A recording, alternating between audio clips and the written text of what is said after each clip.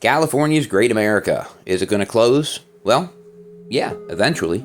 But people thought it might have 7, 8, 9, 10 years left. I am here to tell you that is not going to be the case. And here are several factors why. On the last earnings call for the Cedar Fair chain, they announced that the California parks were down 19% in attendance and down 9% in season pass sales. However, from what I am hearing, California's Great America's actual numbers for that park is a 27% dip in attendance and a 16% dip in season pass sales. And why could that be? Let's look at the crime in the Bay Area. Guys like Elon Musk calling out the violent crime, the fact that it is year over year, end over end increasing. And 3 years after the pandemic, the surge in crime still not trending in the better direction, according to the San Francisco Chronicle. And the California Globe cites crime, drug use, and economic factors unique to San Francisco have led to many business owners worrying about their future in the city. So if that is the case, if we are going to close this baby down and do it relatively soon, within the next couple of years, you're going to be relocating a handful of rides like Flight Deck, the B&M Invert. Where could it go? Well, probably to Valley Fair. Valley Fair is the only park in the chain that does not have an invert in some capacity. Next ride I want to talk about is going to be Railblazer. Some people think this ride won't be relocated at all due to it beating the crap out of itself and how intense it is. I don't buy it for a minute. I'm saying it's going to Worlds of Fun. Worlds of Fun is going to be preparing for an international event coming up here. They could use that little boost to be a great ride to add to the park. Next, let's talk Patriot, the B&M Floorless. Really, for whichever park ends up getting at this point, it's going to be a capacity machine. I think it's actually going to move to the same place that Gold Striker is going to move. And that's a park that could really take advantage of both of these to the umpteenth degree. And pairing it with rides like you see on the screen right here. That's right, that is Shivering Timbers. I am talking about Michigan's Adventure. Now, Michigan's Adventure, pretty unique park, but I'd never been there. So to make this type of prediction, we had to change that.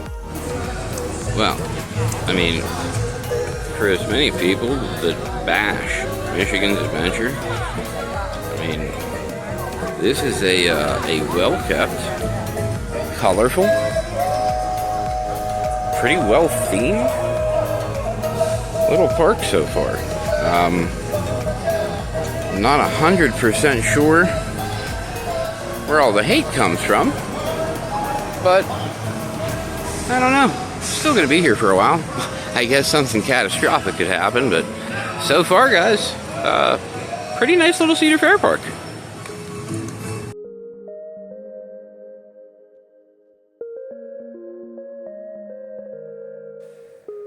And guys, this has been the common theme.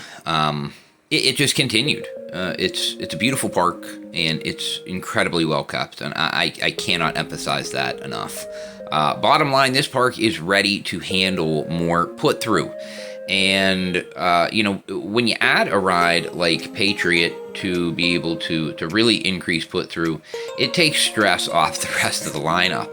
And if you're going to add a ride like Gold Striker, it only complements Shivering Timbers and makes it better because both rides, they feature different aspects of what make wooden roller coasters great, especially when you add Wolverine Wildcat into the mix as well. Which, by the way, after having some retracking work, really is riding pretty darn well, except for just a few spots and potholes that I'm assuming they're going to be addressing. But as you guys can see, right in between that gap, that is the entrance to where you would put all of the other rides that would be coming to complement this new section. When you see on the map, it would allow a section open up where you could really go crazy. The possibilities are endless as to how many rides you could add, how many different sections you could add. You could really expand Michigan's Adventure 2 or 3 times past its current footprint. And to me, that is what makes this possibility exciting, is overnight, without a tremendous investment besides the development and land clearing, but I'm talking about capital towards rides, Without an astronomical investment, you could make an astronomical change and an astronomical difference without an astronomical cost by making these relocation projects happen. And if you're going to headline your park with a ride like Shivering Timbers and have a Wolverine Wildcat already, but you make the new number 2 Gold Striker, and maybe a couple years down the road, you look to add a new Gravity group so that you have that Gravity group, that DIN, that GCI, that CCI, and all of a sudden, guys, Michigan's Adventure would kind of like turn into a cheap man Cedar Point, but just for wooden roller coasters. And as far as I'm concerned, that is pretty awesome. So, guys, if you like this type of, speculation, if you like this type of content, please like, subscribe, share. It does help us out a lot to be able to get our content out to more people, and hopefully more people can then like it and keep the vicious cycle going. But we are the Pennsylvania Roller Coaster Club.